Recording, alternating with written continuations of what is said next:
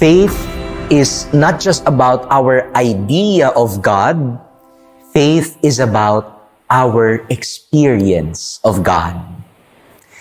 My dear friends, you know what is the difference of the book of Psalms among all the other books of the Bible? The Psalms speak not so much on ideas or theological knowledge, but they speak of the experience, of sentiments, of feelings of people about God. The psalm for today speaks about God as gracious, kind, slow to anger. He lifts us up. He listens as we call upon Him. Notice, my dear friends, we never hear of big theological terms, but just simple, heartfelt words about how people experienced God. In the Bible, my dear friends, knowing something or knowing someone is not just about having an idea or understanding, but being able to experience. And for the psalmist to say that he is kind, he has experienced God's kindness.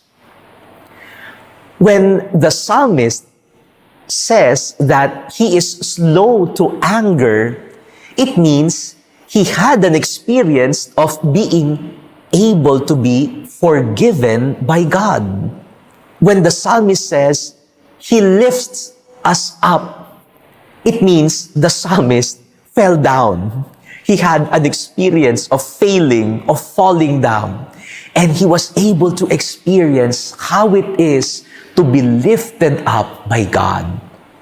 My dear friends, the Psalms teach us not just to have a perfect theological grasp of God, but the Psalms teach us to experience the immensity of God's love, because to know God is to experience Him in our lives.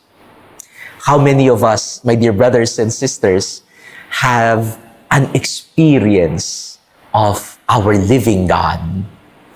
I remember one time when one person approached me after my Mass, and she told me, "Father, please pray over me for my healing, because I was recently diagnosed with late-stage cancer."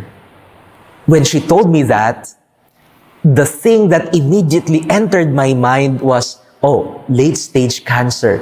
This means that she has only a few months to live. But you know, the woman who asked for my prayers was telling me, "Father, I believe that God will heal me." We were all surprised by the news of this disease, but I believe that God is my healer. You know, she has more faith than me. I was already at the onset worrying about her, and I was already thinking that she will die soon because of her late-stage cancer. But she has a bigger faith than me. I said to myself, I studied theology for 10 years.